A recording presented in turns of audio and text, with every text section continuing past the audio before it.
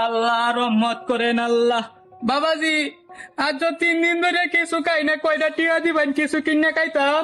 আহারে কাকু আইন তো 500 টাকা ভাঙতে হইব। হ বাবাজি 500 টিয়া ভাঙবো, কয় টিয়া দিবা? আর না আমার 400 টাকা দেন, আমি গত্তা আনি 500 টাকা দিতাছি।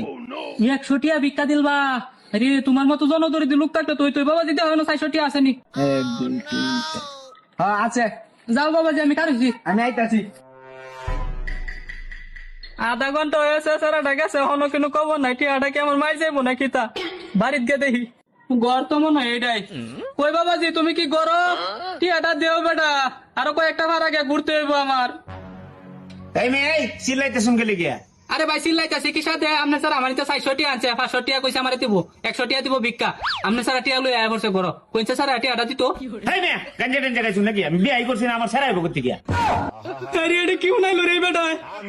এগুলা আর আমার 400 টিয়া মারিয়া দিল রে। আমি কেন মরি না?